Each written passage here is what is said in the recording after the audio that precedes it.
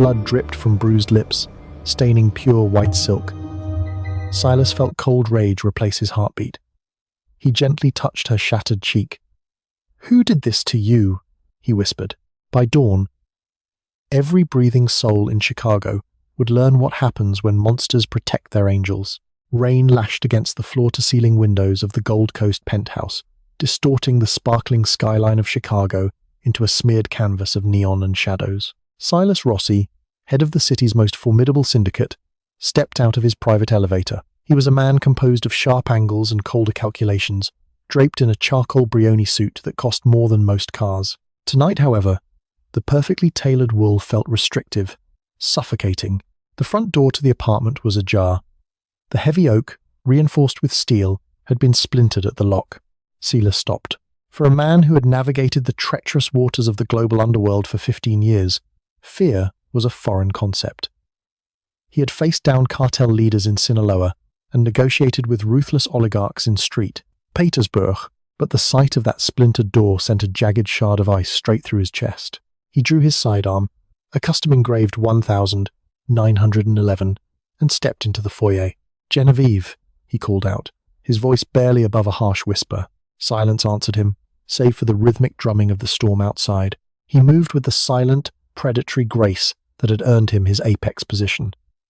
The living room was in ruins. Books from Genevieve's extensive collection on Renaissance art were torn and scattered. A Ming vase, a gift from Silas, was reduced to blue and white dust against the hardwood, but it was the trail of crimson leading down the hallway that made the world tilt on its axis. He found her in the bedroom. Genevieve was curled on the Persian rug, a small, broken thing wrapped in a torn silk robe. Her auburn hair, usually a cascade of soft curls, was matted with drying blood. Her breathing was shallow, a wet, rattling sound that tore at the very fabric of Silas's sanity. He dropped his weapon. It clattered uselessly against the floorboards as he fell to his knees beside her. He didn't care about anything else in the universe. "Jen," he breathed, his hands hovering over her, terrified that touching her might shatter her completely. Her eyelids fluttered. One eye was swollen shut, the skin around it a mottled tapestry of violent purple and black. A deep laceration cut across her collarbone. When her good eye found him, a tear leaked from the corner, cutting a clean path through the blood on her cheek. "Silas!" she gasped, her voice frail, like dry leaves in winter. He carefully cradled her head, supporting her neck. His thumb, rough from a lifetime of violence, gently brushed away a blood-soaked lock of hair from her forehead. He had spent 2 years keeping her a secret. She was an art restorer at the Art Institute, a woman who dealt in preserving beauty, completely removed from the ugliness of his world. He had built fortresses of shell corporations, aliases, and blind trusts, just to ensure his enemies never knew she existed. Someone had found out. "I'm here, Mialusha. I'm here," he said, his voice trembling with a terrifying, suppressed tremor. He pulled his phone from his pocket, pressing a single speed dial button. "Enzo, my penthouse. Bring the private trauma team. 3 minutes, or I kill you myself." He threw the phone aside. Genevieve let out a pained whimper, her hand trembling as it reached up to grasp the lapel of his suit. The temperature in the room seemed to drop below freezing. The man holding her was no longer the gentle lover who bought her vintage records and drank red wine on Sunday mornings. The demon that ruled Chicago's darkest corners had awakened. Silas leaned down, his lips brushing her uninjured temple. He looked at her bruised, bleeding face, at the pure agony in the woman who was his only anchor to humanity. "Who did this to you?" he asked. The question was not a demand. It was a death sentence waiting for a signature. Genevieve choked on a sob. "I don't know them, but one called the other Tommy. He had a serpent tattoo, crawling up the side of his neck. They said to tell you the docks belong to O'Bannon now. Arthur O'Bannon, the leader of the Irish faction operating out of the South Side, a bitter rival who had been losing territory to the Rossi family for months. O'Bannon had always been brash. But this was a declaration of total annihilation. "Rest now," Silas murmured, kissing her knuckles as the distant sound of sirens and heavy footsteps echoed from the elevator bay. Enzo, his underboss, burst into the room, followed by 2 men carrying a stretcher and medical gear. Enzo, a massive man with a face scarred by decades of street wars, stopped dead in his tracks. His eyes widened at the sight of Genevieve. Then, his gaze shifted to his boss. Silas stood up slowly. The tremor was gone. The panic was gone. What remained was a void, an abyss of cold, calculating fury. He looked at his hands, stained with Genevieve's blood. He didn't wipe them off. He wanted it to dry there. "Get her to the private wing at Street Jude's," Silas commanded the medics, his tone completely devoid of emotion. "If she dies, you die." As the medics frantically stabilized her, Silas walked out to the ruined living room. Enzo followed closely, recognizing the catastrophic shift in the atmosphere. "Boss," Enzo started carefully. "What are your orders?" Silas looked out at the city lights blinking through the rain. Chicago was asleep, unaware that its very foundations were about to be ripped apart. "Mobilize everyone, every enforcer, every cleaner, every ghost on our payroll," Silas said, turning to face Enzo. The sheer, unadulterated malice in Silas's eyes made even the seasoned underboss take a half step back. "Lock down the city, bribe the Port Authority, shut down the private airfields, barricade the interstates. Nobody leaves Chicago tonight," Enzo swallowed hard. "And O'Bannon? O'Bannon is dead. He just doesn't know it yet," Silas replied, picking up his dropped 1,911 from the floor and sliding it into his shoulder holster. "Find a man named Tommy with a serpent tattoo on his neck. I want him alive." As for the rest of O'Bannon's operation, Silas paused, the memory of Genevieve's shallow breathing echoing in his mind. "Burn it all to the ground. Kill every man who takes a paycheck from him. By dawn, I want every rat in this city to fear for their lives." By 1 a.m., the underworld of Chicago was bleeding out. The Rossi Syndicate did not operate like a street gang. They operated like a paramilitary organization. Within 45 minutes of Silas's order, 70 heavily armed men in unmarked black SUVs had fanned out across the city. The first target was a warehouse in the meatpacking district, a known front for O'Bannon's smuggling operations. The Rossi men didn't bother knocking. They drove a heavily armored truck straight through the loading dock doors. The ensuing firefight lasted less than 4 minutes. 10 of O'Bannon's men were left dead among the hanging carcasses of beef. No survivors, no witnesses, just a bloody message left in the slaughterhouse. News traveled fast in the dark. Pagers buzzed. Burner phones rang frantically. The remaining O'Bannon lieutenants realized too late that they had kicked a sleeping Leviathan. Silas wasn't in a war room. He was on the streets. He sat in the back of an armored Maybach, wiping the dried blood from his hands with a damp towel, though the stain seemed permanent in his mind. Across from him sat Enzo, monitoring the citywide purge on an encrypted tablet. "Warehouse is down. The illegal casino in the South Loop has been torched. 7 confirmed kills there," Enzo reported, the blue light of the screen illuminating his grim features. "O'Bannon is panicking. Our moles inside the police department say his lawyer is desperately trying to arrange protective custody." "Deny it," Silas said flatly. "Call Deputy Commissioner Henderson. Tell him if a single squad car approaches Arthur O'Bannon tonight, I will release the offshore banking records of every dirty cop in his precinct." Enzo nodded, making the call. Silas stared out the tinted window. The rain continued to fall, washing the streets, but it couldn't wash away the image of Genevieve's shattered face. He realized the sheer audacity of the attack didn't sit right with him. Arthur O'Bannon was ambitious, but he was also a coward. Sending 2 thugs to beat a hidden civilian, was unusually reckless, even for him. How did O'Bannon even know about the penthouse? The property was owned by a shell company registered in Geneva. "Enzo," Silas said, interrupting the underboss's call. "Did we locate the man with the serpent tattoo?" "Yeah. Tommy the Snake Gallagher. He was hiding out at a dive bar in Pilsen. Our boys grabbed him. He's being held in the basement of the old meatpacking plant on Halstead. Bring me there." 15 minutes later, Silas descended the concrete stairs into the dank, metallic-smelling basement of the abandoned facility. The air was cold, but the atmosphere was suffocatingly tense. Tommy Gallagher was strapped to a metal chair in the center of the room beneath a solitary, swinging light bulb. He was a weasel of a man, his face bruised from the Rossi men who had detained him. The serpent tattoo coiled ugly and green around his windpipe. When Silas stepped into the light, Tommy began to thrash against his zip ties, his eyes wide with a primal terror. He had heard the rumors. Everyone knew Silas Rossi wasn't a man. He was a machine built for power. Silas walked over slowly, taking off his suit jacket and handing it to a nearby guard. He unbuttoned his cuffs and rolled up his sleeves. "Mr. Rossi, please! I didn't know!" Tommy sobbed, saliva flying from his lips. "I swear to God, we didn't know who she was to you." Silas pulled up a wooden crate and sat directly in front of Tommy. He leaned forward, their faces inches apart. "You broke 3 of her ribs," Silas said, his voice a low, terrifying hum. "You fractured her orbital bone. You left her choking on her own blood." "It was just supposed to be a message," Tommy wailed. "O'Bannon said we needed to show you that we could touch your assets. We didn't know she was your girl." Silas tilted his head, his dark eyes boring into Tommy's soul. How did O'Bannon get the security codes to the private elevator? Tommy hesitated. It was a fatal mistake. Silas didn't raise his voice or show anger. He simply reached into his pocket, pulled out a custom silver switchblade, and plunged it into Tommy's thigh. Tommy's scream echoed off the concrete walls, a horrific sound of agony. "I will ask you one more time," Silas whispered calmly. "Who gave Arthur O'Bannon the codes?" "It wasn't O'Bannon's Connect," Tommy shrieked, tears streaming down his face as blood pooled on the floor. "O'Bannon got a package. Anonymous. It had the address, the codes, the guard patrol schedules.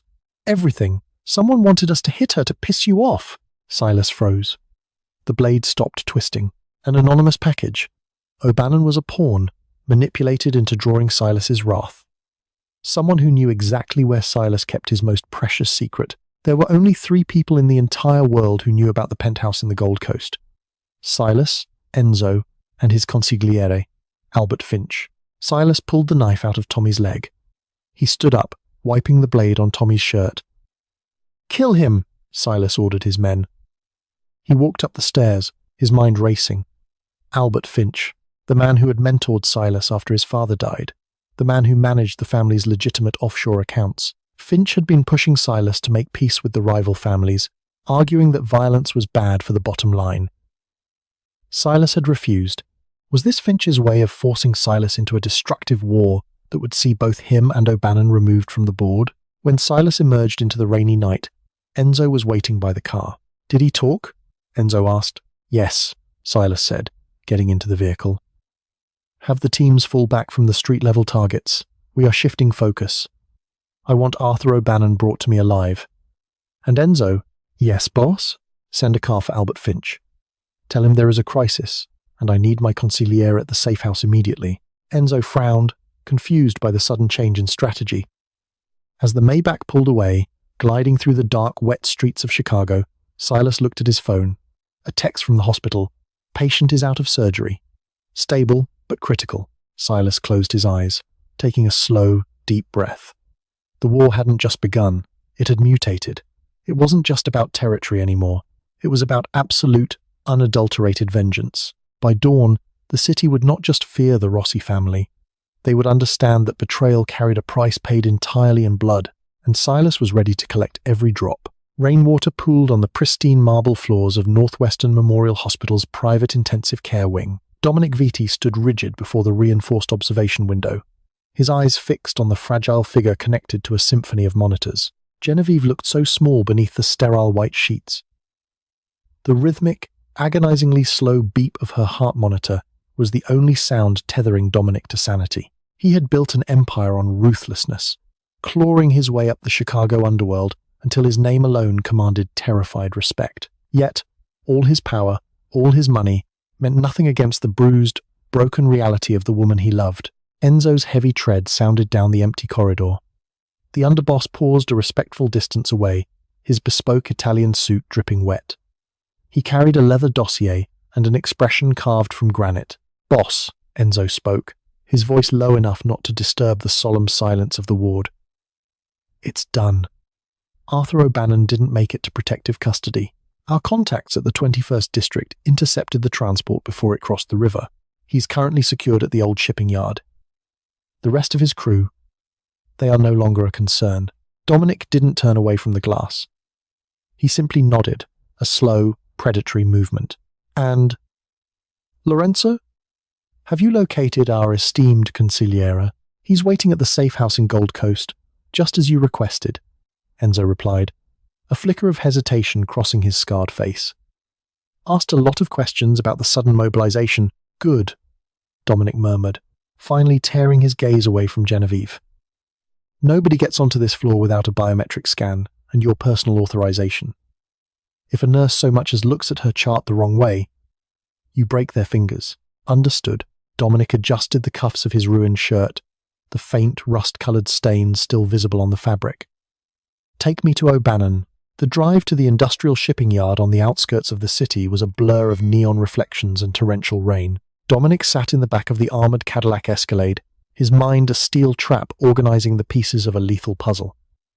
O'Bannon was a brute, a man who thought with his fists and drank his profits. He lacked the surgical precision required to bypass a state-of-the-art security grid and find a civilian hidden behind layers of Swiss shell companies. O'Bannon was the blunt instrument. Lorenzo was the hand that swung it. When Dominic stepped into the cavernous, echoing warehouse, the scent of damp concrete and metallic blood hit him instantly. Arthur O'Bannon was suspended by his wrists from a heavy cargo chain, his knees barely brushing the floor. The Irish mobster was a ruined landscape of bruised flesh and shattered pride. He spat a wad of crimson onto the ground as Dominic approached, surrounded by a dozen armed enforcers standing in the shadows. "Viti!" O'Bannon rasped, a wet cough rattling in his chest. "You're a madman. You broke the truce. The commission in New York won't let this stand." Dominic pulled a heavy, wooden crate close and sat down, his posture relaxed, entirely incongruous with the violence in the room. He withdrew a platinum case, selected a slim cigar, and lit it. The aromatic smoke curled into the damp air. "There is no truce, Arthur," Dominic said softly, exhaling a plume of blue smoke. "There is only consequence. You sent animals to a private residence. You touched something that did not belong to you." O'Bannon let out a bitter, agonizing laugh. "Is that what this is about? A girl? I heard the rumors, Viti. I heard you were going soft, spending your weekends buying modern art and sipping Pinot Noir while your borders got weak. Who gave you the codes, Arthur?" Dominic asked, ignoring the taunt. His voice was terrifyingly flat. "Go to hell." Dominic gestured lazily with his cigar. Enzo stepped forward from the shadows, a heavy steel pipe gripped in his right hand. With a sickening crunch, Enzo brought the pipe down on O'Bannon's left kneecap. The Irish boss shrieked, thrashing against the heavy chains as his leg gave way completely. "I have unlimited time, Arthur, and a severe deficit of mercy," Dominic stated, leaning forward. "You are going to die tonight. The only variable is how much of your skin remains attached to your body when your heart finally gives out. I know you didn't crack my security. You don't have the intellectual capacity. You were handed a gift. I want the name of the man who wrapped it." Sweat and tears poured down O'Bannon's face. He was staring at the abyss, and Dominic Viti was the monster looking back. "It was a drop," O'Bannon gasped, his chest heaving. "A locker at Union Station. I got a burner phone call. A voice, modulated, said if I wanted to cripple the Viti syndicate, all I had to do was send a message to the girl. Provided the security keycards, the guard rotations, everything. You expect me to believe you went to war on an anonymous tip?" Dominic asked, his tone laced with dangerous skepticism. "He offered money," O'Bannon screamed defensively. $5 million transferred into an offshore account in the Caymans. I was bleeding cash, VT. My operations on the south side were drying up. This guy, he said you were distracted. That if I hit her, you'd unravel, make a mistake, and then I could take the port. Dominic absorbed the information. $5 million. Embezzling that amount through their labyrinthine accounts would be child's play for the consigliere. But the motive still eluded him. Lorenzo had been his father's right hand. Why tear down the house he helped build? Did the voice give you any other instructions? Dominic pressed. O'Bannon shook his head frantically. No! Just to make it hurt. To make sure you saw it. Dominic stood up, dropping his cigar onto the wet concrete and crushing it beneath the heel of his Oxford shoe. O'Bannon was exactly what he thought he was. A pawn who walked willingly onto a landmine. Enzo, Dominic said, turning his back on the hanging man. Finish it. Deep water. As Dominic walked toward the escalade, the muffled sound of 2 suppressed gunshots echoed through the warehouse, followed by the heavy splash of a body hitting the icy waters of the channel. Phase 1 was complete. The blunt instrument was broken. Now, it was time to amputate the hand. The safe house was a brutalist architectural marvel perched on the edge of Lake Michigan, a fortress of steel and tempered glass designed to withstand a siege. Lightning spiderwebbed across the black sky as Dominic's convoy pulled through the reinforced security gates. Inside, the atmosphere was tense.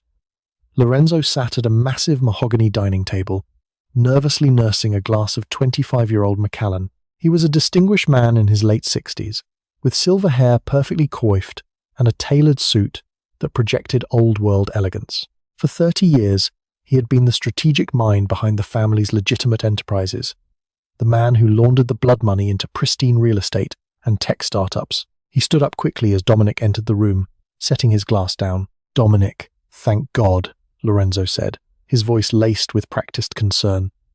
"I heard the radio chatter. The entire city is burning. What on earth is happening? The O'Bannon territories are practically wiped out." Dominic walked to the bar, deliberately pouring himself a drink.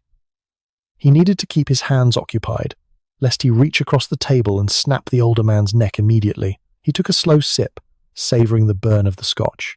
"We had a breach, Lorenzo," Dominic said smoothly, leaning against the polished wood of the bar. "Someone gained access to the Gold Coast penthouse.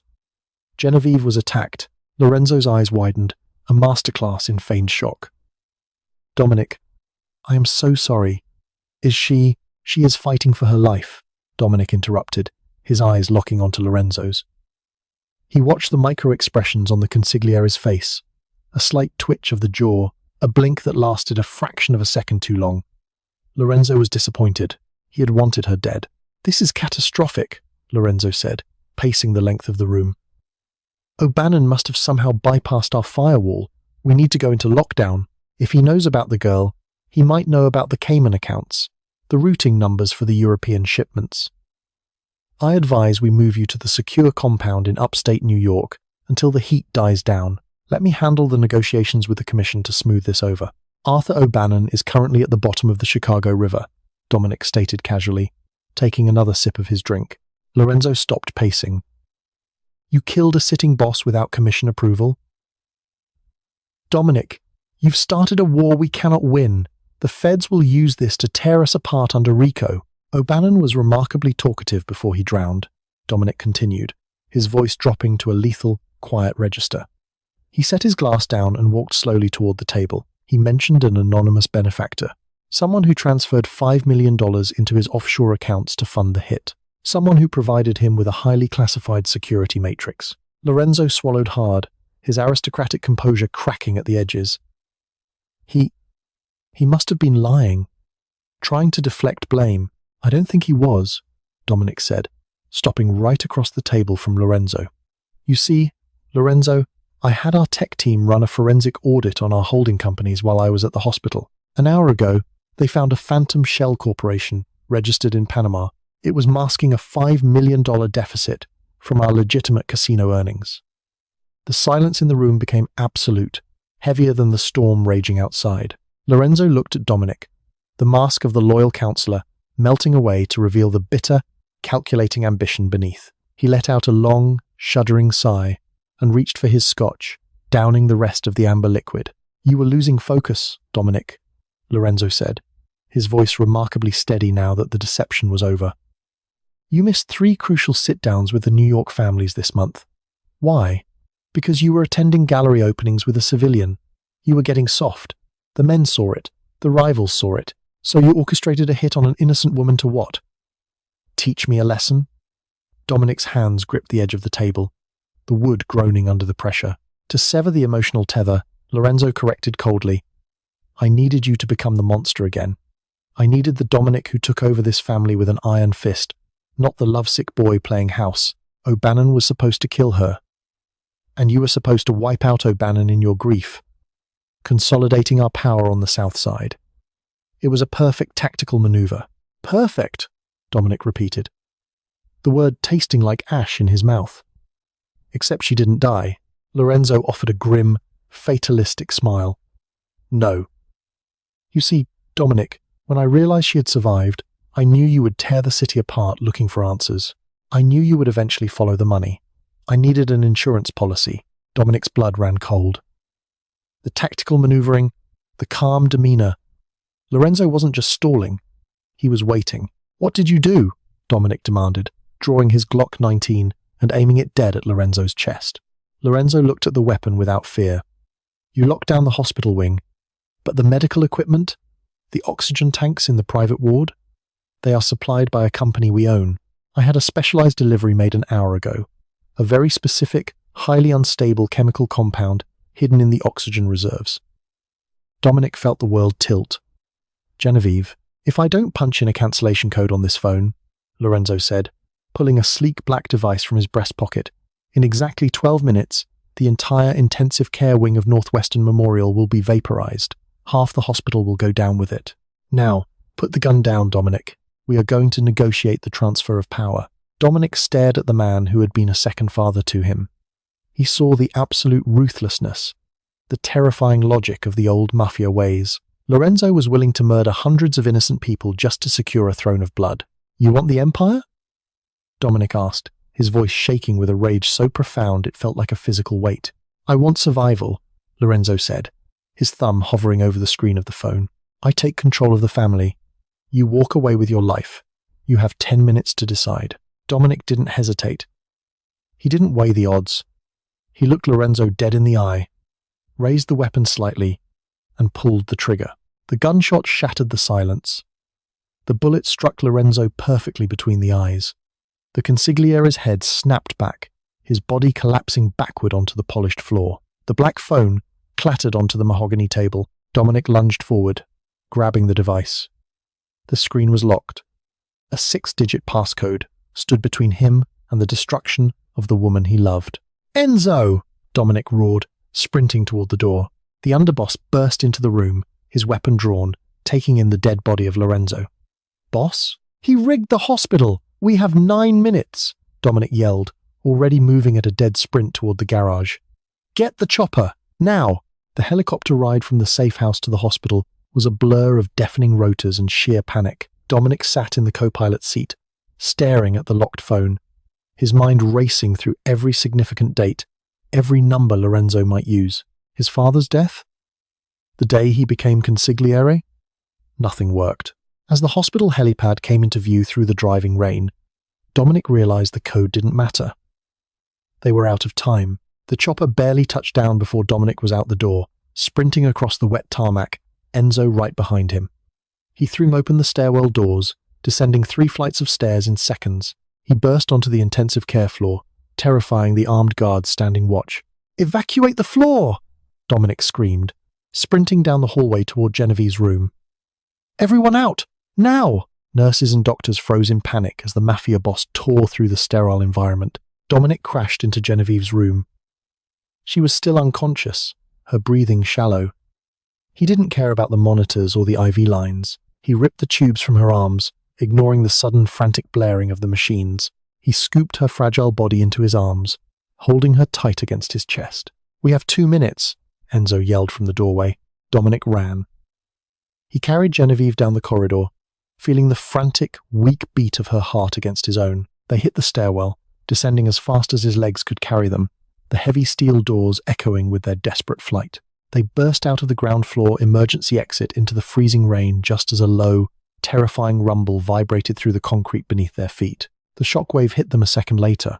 The glass of the hospital's upper floors shattered outward in a spectacular explosion of fire and debris. The concussion threw Dominic forward, but he twisted his body in mid-air, taking the brunt of the impact against the wet asphalt to shield Genevieve.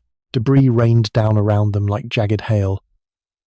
Sirens began to wail in the distance, a chaotic symphony of destruction. Dominic lay on the ground, gasping for breath, the world spinning. He looked down at his arms. Genevieve was safe, shielded beneath his heavy coat, her eyes slowly opened, confused and terrified by the noise, but alive. "I've got you," Dominic whispered fiercely, pressing his forehead against hers as the rain washed the blood and soot from their faces.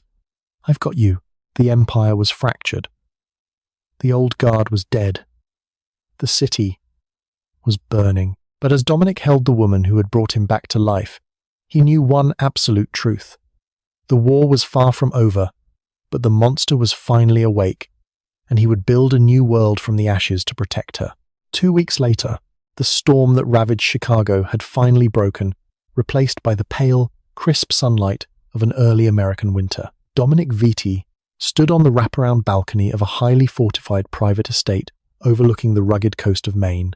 The ocean crashed against the jagged rocks below, a violent display of nature that mirrored the brutal purge he had just completed. The underworld was unrecognizable. With Lorenzo and O'Bannon erased from existence, Dominic had executed a swift, merciless restructuring.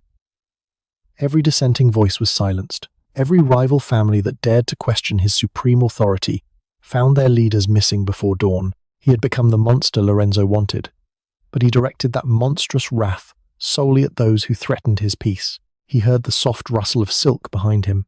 Turning, he watched Genevieve step onto the balcony. She moved slowly, leaning heavily on a silver cane, but she was upright.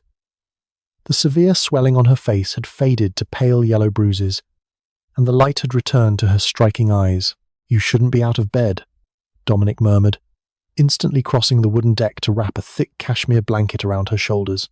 Genevieve offered a small, resilient smile, leaning into the warmth of his chest. "I was tired of staring at the ceiling. Enzo told me you were brooding out here." Dominic wrapped his arms around her waist, mindful of her healing ribs. "Just finalizing some logistics. The remaining Chicago factions pledged their absolute loyalty this morning. The port operations have been fully secured." She looked out at the vast, churning ocean, resting her hand over his heart. "It is," Dominic confirmed, his voice a steady, grounding rumble. "There are no more secrets, no more hidden penthouses or shadow identities. You are no longer a civilian caught in the crossfire, Genevieve. You are the untouchable center of this family." He kissed the crown of her head, inhaling the scent of vanilla and sea salt. The man who had worn a mask of sophisticated restraint was gone. In his place stood a king who had burned his own kingdom to the ground just to keep her warm. "I'm not afraid," she whispered, looking up at him with unwavering certainty. Dominic held her tighter against the biting ocean wind. By dawn, every man in the city had learned to fear for their lives. But looking into Genevieve's eyes, Dominic knew he had secured the only thing worth fighting for. The ashes of the old empire paved the way for a new, impenetrable reign. Dominic rebuilt his entire syndicate with absolute authority, ensuring no enemy could ever rise against them again. Genevieve healed, stepping out of the shadows not as a hidden weakness, but as the fiercely protected queen of his world. Their bond, forged in fire and betrayal, became an unbreakable force that ruled the Dark City completely forever.